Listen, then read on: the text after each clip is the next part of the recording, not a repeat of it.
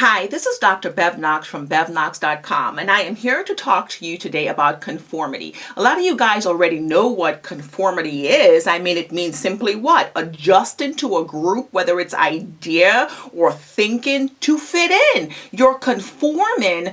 You're taking away your ideas and you're conforming to that group in order to fit in and to be accepted. We went through this in high school. We all did.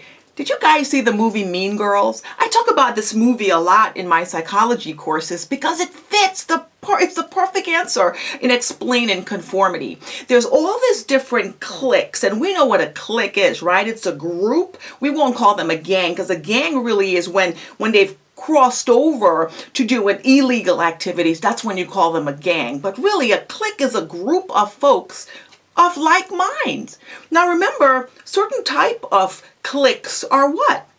In high school, you've got and I'm going to use some terminology that's pretty, probably gruesome, but to explain my concept, I've got to say it, okay?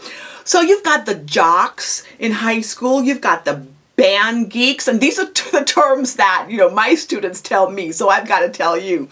You've got the band geeks, you've got the differences between a geeks and a nerd, you've got the cheerleaders, you've got the, the Spanish hot chicks, you've got the black hot chicks, you've got this, there's all these different groups, all these different cliques in high school, right? So you're a teenager and you're trying to form and shape your identity. One minute you could go to this clique here because you think, oh my gosh, I want to be a cheerleader. I want to be like the cheerleaders. So you gravitate towards that group because it's somewhat attractive to you. And when you get to that group, they could accept you or reject you, but let's just say they semi-accept you. Guess what you've got to do to fit into that group? And it's called the in-group. The group that you want to be part of is called that, that's the in-group here, right? And everybody on the outside is called the out-group. So you want to be a cheerleader, what do you have to do? You have to dress like they do, and you have to act like they do. You have to conform to their standard of look and behaviors. That's conformity. And then you don't do what they do, or you don't act how they act, and guess what happens? They give you the boot. You get kicked out. You're no longer part of the in-group. You're part of the out-group. Conformity. All right? Another example. What about the emos? And you know what emos are? Well, I didn't either. My younger students, 18, 19, 20, 21, they teach me all these new terminology that's going on. So the emos, guess who they are? They're the folks that are very, very emotional. And, don't confuse them with the punk kids or the goths. Just don't do that at all. I mean, yeah, they walk around. They may have some, different color hairs, but they look a little sad all the time. This is what my students tell me. They wear their emotions on their sleeves. So if you want to be part of that group, guess what you have to do?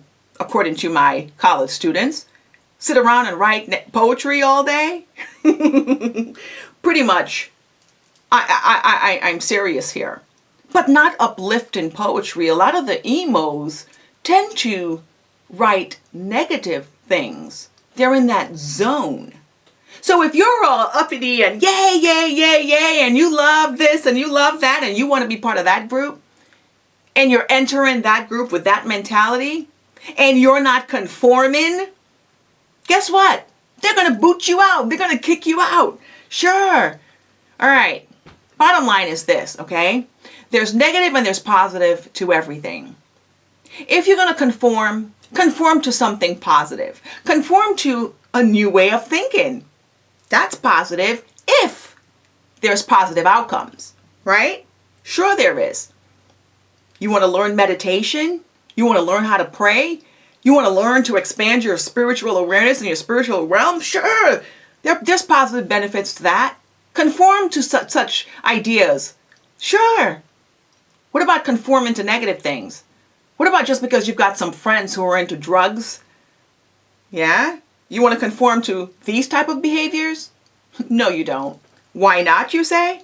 Because the outcomes are negative. So you have to take into account outcomes, positive and negative, in everything that you do. In everything that you do. You don't want to conform to anything, any ideas, that the outcome is negative. You do not. All right? Conformity, we conform every day. We do. We live in society. But make sure that the things you conform to and the ideas that you conform to, make sure that there is a positive outcome. This is Dr. Bev Knox for BevKnox.com talking about conformity.